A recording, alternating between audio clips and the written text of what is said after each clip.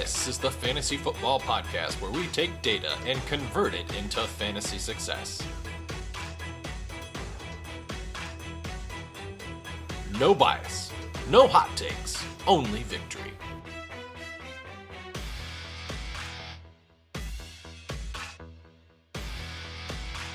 This is the Fantasy Alchemist Podcast, and now your host, Dustin Chandler. Welcome into episode 52 of the Fantasy Alchemist Podcast. I'm your host, Dustin Chandler. For today's episode, we will be looking at players you should not be afraid to start in Week 16. Of course, with this episode, we like to target quarterbacks and tight ends outside the weekly top 10 ranking and running backs and wide receivers outside the top 20.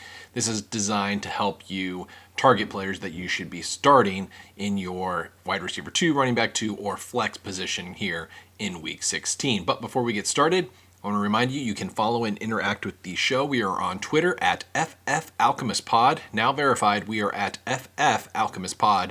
You can also email the show at fantasyalchemistpodcast@gmail.com. So we'll start today's episode at the quarterback position. And first, we will highlight Matthew Stafford of the Los Angeles Rams. Now, Stafford was a player I picked last week in the Week 15 Don't Be Afraid to Start Him episode. He responded as quarterback 12 on the week.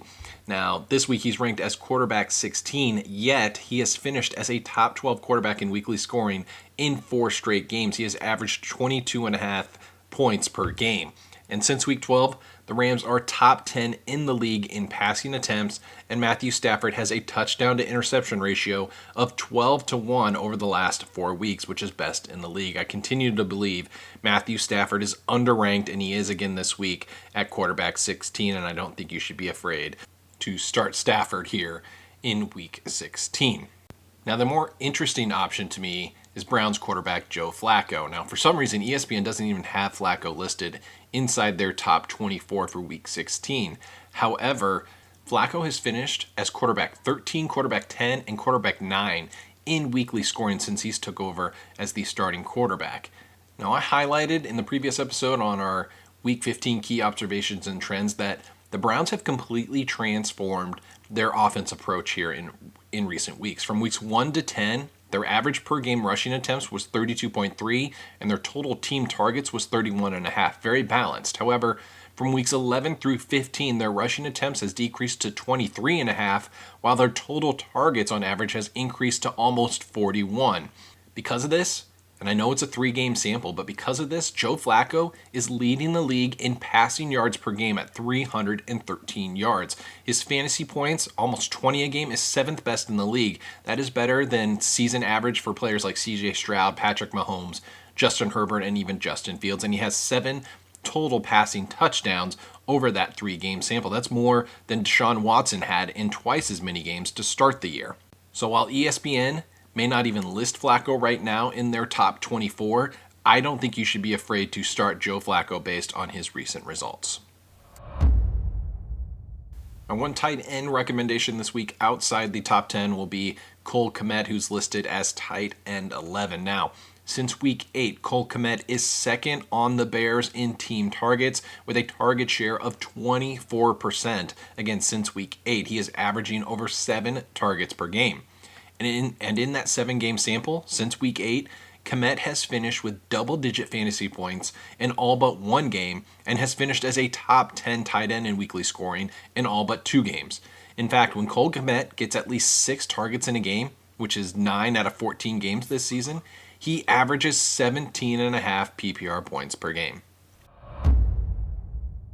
Now, for the running back position, I like to target running backs outside of the top 20 in the weekly rankings that you should not be afraid to start. And first, I'm going to start with Vikings running back Ty Chandler, who is currently running back 35 on the Week 6 rankings. Now, Alexander Mattison may not even be active again in Week 16, but even if he is, this is what Coach Kevin O'Connell said yesterday. He said, "We're kind of building with the mindset that Ty is going to be the guy we're trying to get the ball to a lot, both in the run and in the pass. And if we have Alex, that's going to be a huge bonus for depth and making sure that we have a full group available." Now Chandler has most likely cemented himself as the lead back in a committee even when Alexander Mattison returns.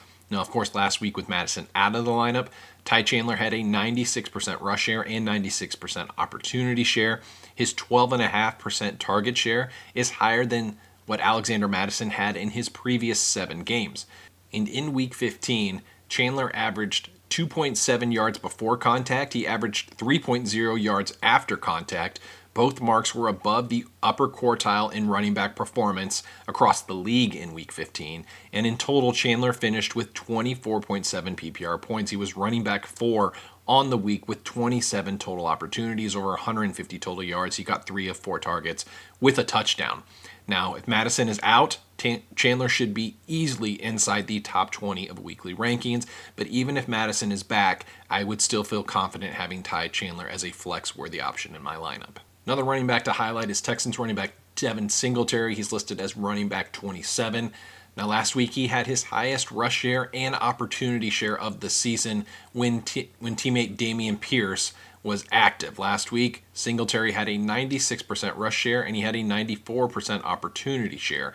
He also had a target share of 16% the last 2 weeks without Nico Collins and, of course, Tank Dell, who suffered the season-ending injury. And over the last 6 games, Devin Singletary has 3 top 10 weekly finishes, and he has 2 more inside the top 22. And again, he's ranked running back 27 this week. Third running back to highlight is Steelers running back Jaylen Warren. He's listed at running back 28. Now, Warren played twice as many snaps as teammate Najee Harris last week. That is the first time this year that Warren has been above 66% snap participation. He has accelerated that rate the last 2 weeks. Now, Warren was consistently in the high 40% snap participation rate prior to week 14. Then he went up to 53% the week prior, but then he peaked at 69% last week. Now, he also had a 45% rush share, but he had a 57% opportunity share when you include targets. That is his highest opportunity share of the season. He also had a season-high 23% target share last week on his highest number of routes run in a game on the season, too. Now, he finished with 11.8 PPR points. That was good for running back 20 on the week, and again, he is ranked running back 28.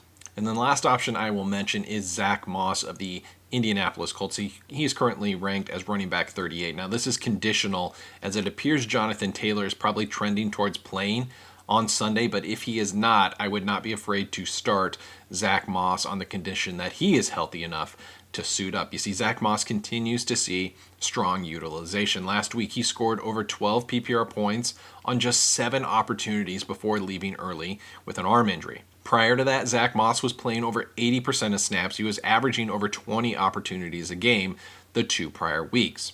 Now, it may feel like a long time ago now, but remember, Zach Moss, he finished in the weekly top 10 of scoring in 4 of the first 5 weeks of the season with similar utilization and snap participation. So you'll have to monitor the status of both Zach Moss and Jonathan Taylor throughout the week. But if Taylor is out and Moss is in, I would not be afraid to start Zach Moss in week 16.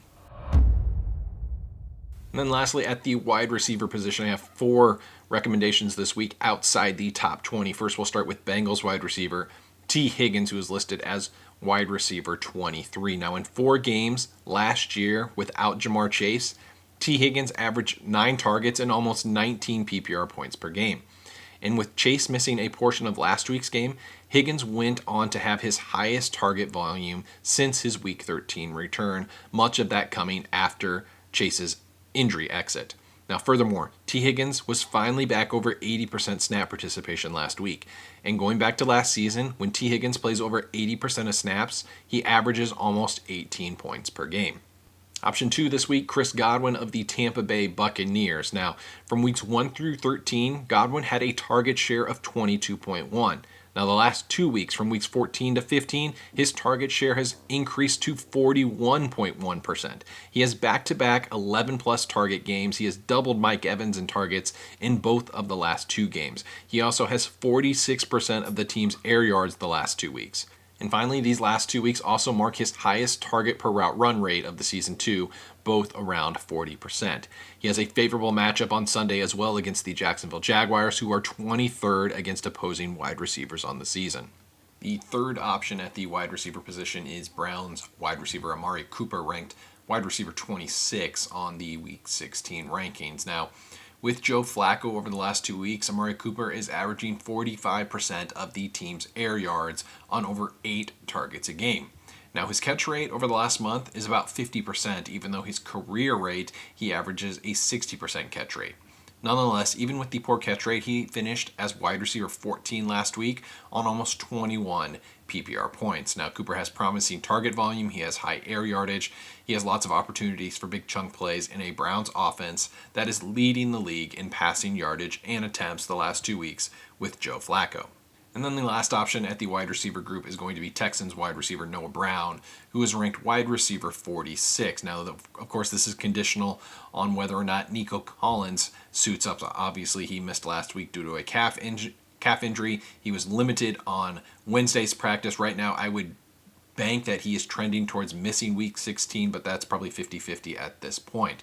Now, without Nico Collins and Tank Dell in the lineup, Noah Brown logged his highest target share of the season last week at 34%. He caught 8 of 11 targets for 82 yards. He had 22.2 PPR points, which was good for wide receiver 9 on the week. Now, on the season, Brown has 4 games where he logged at least 30 routes run. Of those 4 outings, he's got over 20 PPR points in 3 of those 4 games. So if Nico Collins is out on Sunday, then fire up Noah Brown in your starting lineup. So that'll wrap up episode 52. We'll be back with additional episodes next week. We'll do a full recap with key observations and trends from week 16 across the league. And then, of course, recommendations on players you should not be afraid to start in week 17. So for Dustin Chandler, signing off here at the Fantasy Alchemist Podcast. Thank you for listening to the Fantasy Alchemist Podcast. You can follow the pod on Twitter at FFAlchemistPod or email us at fantasyalchemistpodcast@gmail.com.